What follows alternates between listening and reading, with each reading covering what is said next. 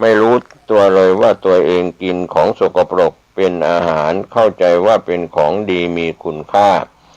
จึงพากันกินมูดกินคูดตลอดทั้งวันทั้งคืนนี่คือหมู่หนอนที่ลืมตัวนี้ฉันใดใจเราก็กำลังหลงลืมตั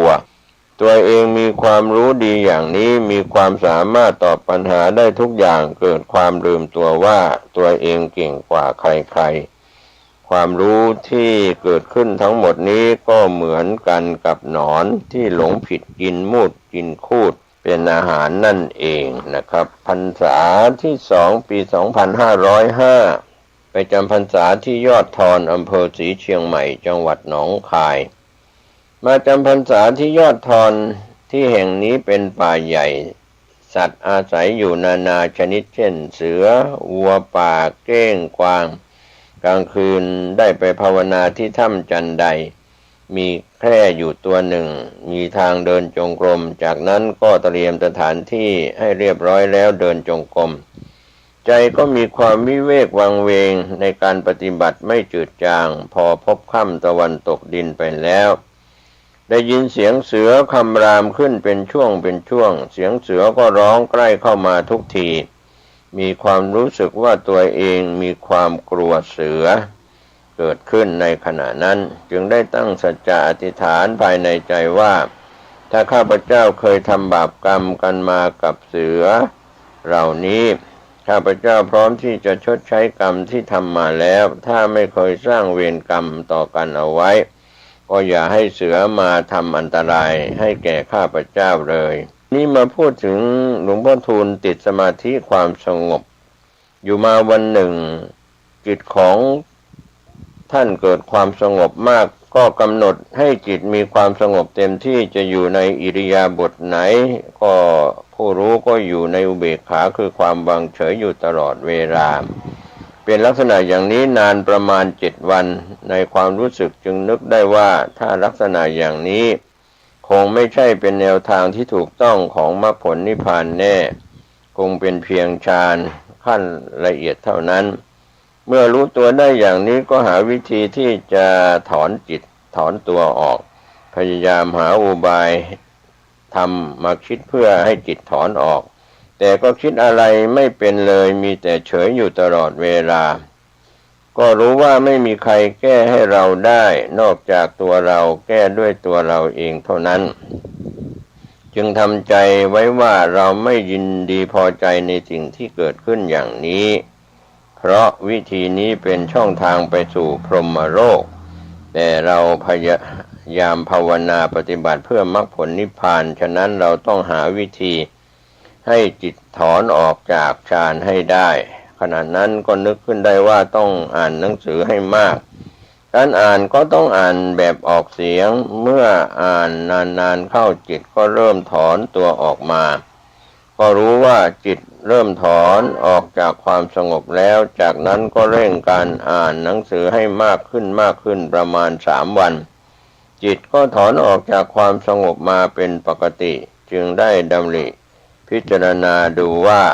อาการแห่งความสงบนี้เกิดขึ้นด้วยเหตุผลอันใดเมื่อพิจารณาแล้วเห็นว่าสาเหตุเนื่องมาจากเรากลัวเสือมากไปจึงได้ตั้งใจนึกถึงคำบริกรรมทำสมาธิตลอดไม่ว่าจะอยู่ในอิริยาบถใดใจก็อยู่กับเอกคตาใจเป็นหนึ่งเดียวให้จิตมีความสงบเป็นหนึ่งอยู่ตลอดเวลาจึงมีความชำนาญเข้าออกในการทำสมาธิอย่างต่อเนื่องในที่สุดจิตก็รวมลงอย่างสนิทจังที่พูดถึงเป็นหนึ่งเดียวแต่ก็โชคดีที่หลวงพ่อทูลมีนิสัยทางปัญญามาก่อนไม่เช่นนั้นก็จะตายอยู่กับความสงบของสมาธิไปจนตลอดชีวิตแน่นอนไม่มีช่องทางจะออกจากสมาธิได้เลยตายก็เรียกว่าตายฟรีชีวิตทั้งชีวิตก็หมดความหมายเมื่อได้สัมผัสในความสงบในลักษณะอย่างนี้แล้วก็ถือว่าเป็นบทเรียนที่สำคัญทีหลังจะไม่ฝึกจิตให้เป็นสมาธิที่มีความสงบลึกอย่างนี้อีกการใช้ปัญญาพิจารณาในธรรมจึงถือว่าเป็นกิจวัตรประจำวันถ้าเหนื่อยในการใช้ปัญญาพิจารณา ก็หยุดมากำหนดจิตทำสมาธิเอาไว้เพื่อจะได้มีกำลังใจใช้ปัญญาพิจารณาต่อไปฉะนั้นสมถกรรมฐานและวิปัสสนากรรมฐานทั้งสองอุบายนี้มีผลต่อเนื่องกันจึงเรียกว่ากรรมฐานมีสองอุบายจะขาดเสียอย่างใดอย่างหนึ่งไม่ได้พรรษาที่3ปีพุทธศักราช2506วัดป่าบ้านหนองแซงกับหลวงปู่บัวสิริปุณโญเมื่อออกจากภาวนาปฏิบัติในสถานที่ต่างๆมาแล้วในช่วงการเข้าพรรษาก็เข้ามาอยู่ที่วัดป่าบ้านหนองแซงกับหลวงปู่บัวสิริปุณโญปีพุทธศักราช2506ประวัติของหลวงปู่บัวท่านไม่ได้รับการศึกษาเลยอ่านหนังสือไม่ได้เขียนไม่เป็นท่านมีนิสัยชอบภาวนาปฏิบัติธรรมมาตั้งแต่วัยหนุ่มหลวงปู่บัวนี่ผู้ไม่มีความรู้ทางปริยัติมาก่อนการภาวนาปริยัติย่อมรู้เห็นในสัจธรรมได้ง่ายต่างกับผู้เรียนหนังสือที่มีความรู้มากทีเดียวเพราะปัญญาที่ใช้ในการพิจารณานั้นก็ถือว่าเป็นปัญญาที่ฝึกฝนออกมาจากใจล้วนๆไม่มีคำว่าปริยัติเข้ามาเจือปนแต่ประการใดไม่เกิดความสงสัยลังเลในหมวดธรรมต่างๆท่านได้เข้าใจในเรื่องของสัจธรรมเป็นอย่างดีปัญญาพิจารณาเรื่องไตรลักษณ์อนิจจังทุกขังอนัตตาก็เรียกว่ามีความคล่องตัวมากจะพิจารณาเรื่องอสุภะความไม่งามของร่างกายหรือพิจารณาเรื่องความตายและสัจธรรมทั้งหลายเป็นปัจจตังรู้เฉพาะตัวของท่านเองในคืนหนึ่งนิมิตเห็นหลวงปู่บัวพาไปเดินไม้ไผ่ข้ามลำธารใหญ่และเห็นคนจำนวนมากไหลไปตามกระแสน้ำจิตก็ถอนออกจากสมาธิเมื่อจิตได้ถอนออกจากสมาธิมาแล้วจึงใช้ปัญญาพิจารณาดูในความหมายในภาพนิมิตนั้นให้ชัดเจนก็รู้เห็นความเป็นจริงในหมู่มนุษย์ชาวโลกว่าความจริงนี้มีมาแล้วในอดีตการยาวนานไม่มีกำหนดเมื่อทุกคนเกิดขึ้นมาในโลกนี้แล้วผู้จะไม่ตกอยู่ในกระแสโลกอย่างนี้มีน้อยมากจะมีเฉพาะพระอริยเจ้าเท่านั้นนอกนั้นถึงจะมีบุญกุศลอย่างไรก็เพียงไปพักแรมอยู่ที่เทวโลกบนสวรรค์หรือพรหมโลกบนพรหมชั่วคราวเท่านั้นเมื่อหมดบุญกุศลก็ลงมาเกิดเป็นมนุษย์อีกตามเดิมความหลงไหลในราคะตัณหาก็จะพาให้ตกต่ำทำกรรมชั่วได้ใจที่มีราคะตัณหาครอบงำมากเท่าไหร่การตกไปในกระแสโลกก็ยิ่งลึกลงไปเท่านั้นไม่รู้ว่าจะโผล่หัวยกตัวขึ้นจากกระแสโลกได้เมื่อไหร่หลวงปู่บอกว่าผ่านทุกข์ให้ได้หลวงปู่บัวพูดกับท่านในคืนนี้ผ่านทุกข์อย่าให้แพ้ผู้หญิงเขาหลวงพ่อสามารถนั่งผ่านทุกข์ได้และเล่าถวายเมื่อหลวงปู่ได้รับฟังแล้วก็พูดขึ้นว่าจากนี้ไปให้ผ่านให้ตลอดนะผู้ที่ผ่านทุกข์ได้ต้องเป็นผู้มีความกล้าหาญมีความเข้มแข็งไม่กลัวตายให้มีความขยันหมั่นเพียรให้มากขึ้นอย่าให้จิตเป็นหมันดื้อด้านเป็นเหล็กเป็นเตาให้ใช้อุบายปัญญาสอนใจอยู่บ่อยๆใจก็จะค่อยรู้เห็นตามความเป็นจริงได้นักปฏิบัติถ้ายังมีความกลัวตายอยู่ใช้ไม่ได้เลยมันต้องมีใจเข้มแข็งกล้าหาญ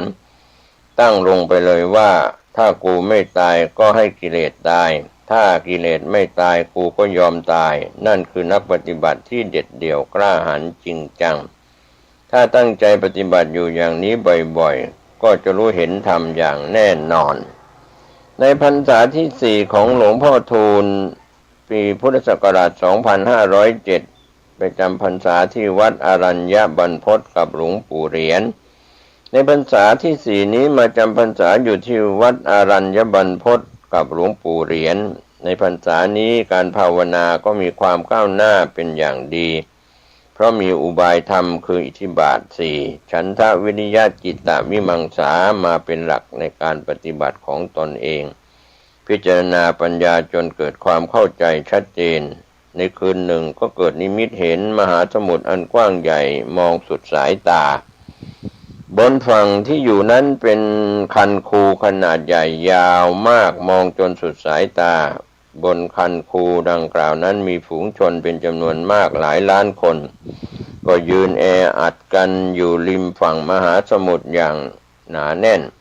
พร้อมกับมีคลื่นมหาสมุทรขนาดใหญ่ซัดเข้าหาฝั่งเสียงดังสนั่นหวั่นไหวอยู่ตลอดเวลาในขณะนั้นก็มีเสียงประกาศชักชวนให้คนทั้งหลายที่ยืนรออยู่นั้นให้ทราบว่าพวกท่านทั้งหลายใครมีความประสงค์จะข้ามน้ำมหาสมุทรไปฝั่งโน้นบ้างเมื่อข้ามไปได้แล้วจะไม่ต้องกลับมาเกิดในโลกนี้อีกจากนั้นก็พากันกระโดดลงไปด้วยความตั้งใจเป็นอย่างมากทีเดียวเมื่อพากันกระโดดลงไปครั้งใดก็ถูกคลื่นน้ำมหาสมุทรขนาดใหญ่ซัดเข้ามาหาฝั่งตามเดิม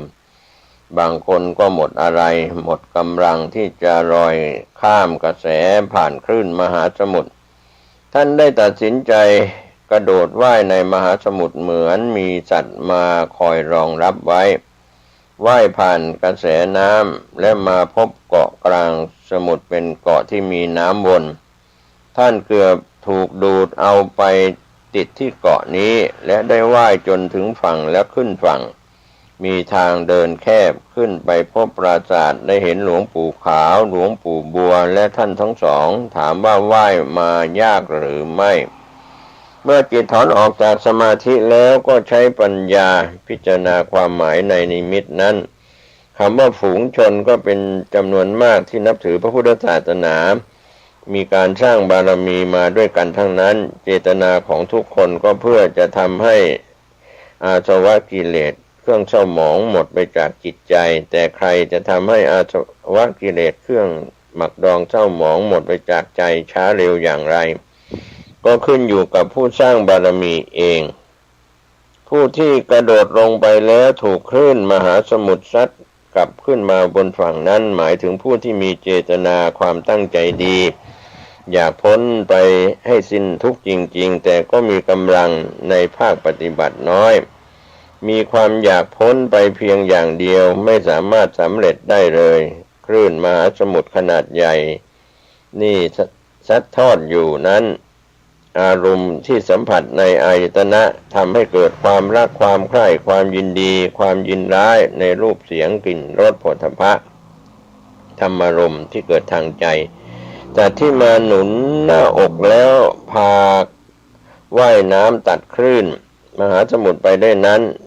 สัจจะของผู้มีความตั้งใจจริงในการปฏิบัติของตัวเองความเบื้องว้างในกลางมหาสมุทรนั่นจิตอยู่ในความเป็นกลางเกาะที่อยู่ท่ามกลางมหาสมุทรนั่นคือพรหมโลกที่นักภาวนาหลงในการทำสมาธิหลงในรูปฌานหลงในอรูปฌานกระแสน้ำที่ไหลวนอยู่รอบเกาะนั้นคือความสุขความสบายไม่อยากออกจากความสงบในสมาธิคำว่าทะเลมหาสมุทรนั้นก็คือมหาสมมุติที่สัตว์โลกทั้งหลายข้ามพ้นไปได้โดยยากในพรรษาที่5จำพรรษาในปีพุทธศักราช 2508 ณ วัดป่าศรีวิชัยหลวงพ่อบุญมาพรรษาที่5หลวงพ่อได้ไปจำพรรษาอยู่ที่วัด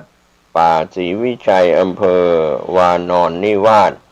จังหวัดสกลนครในปีนี้หลวงพ่อบุญมาที่เป็นอาจารย์เก่าเป็นเจ้าอาวาสหลวงพ่อบุญมาองค์นี้เองเป็นผู้ให้ธรรมะเรื่องการเกิดดับเป็นครั้งแรก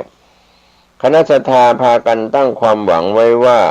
พรรษาปีนี้มีความโชคดีเป็นอย่างยิ่งเพราะอาจารย์ทูลมาจำพรรษาอยู่ด้วยจะได้ฟังธรรมตลอดทั้งพรรษาทีเดียวจึงคิดได้ในอุบายหนึ่งว่ามีทางเดียวคือเอาธุดงค์มุขวัตรคือไม่พูดกับใครๆทั้งสิ้นในพรรษานี้ในพรรษานี้ภาวนาปฏิบัติได้ผลดีมากทีเดียวเพราะไม่มีอารมณ์อะไรจะไปพูดกับใครการทำสมาธิให้จิตมีความสงบนั้นเร็วมากนึกคำบริกรรมไม่กี่นาทีจิตก็มีความสงบลงอย่างแน่วแน่อยู่มาในคืนหนึ่งจิตมีความสงบแล้ว ปรากฏเห็นชายคนหนึ่งแต่งตัวดีจูงม้าขาวขนาดใหญ่ตัวหนึ่งเข้ามาหาพร้อมก็บอกว่าม้าตัวนี้เป็นม้าของท่านอีกไม่นานนักท่านจะได้ขี่ม้าตัวนี้จึงเกิดความมั่นใจในตัวเองว่าอีกสักวันหนึ่งข้างหน้าเราจะได้ขี่ม้าตัวนี้แน่นอนจากนั้นจิตก็ถอนออกจากสมาธิ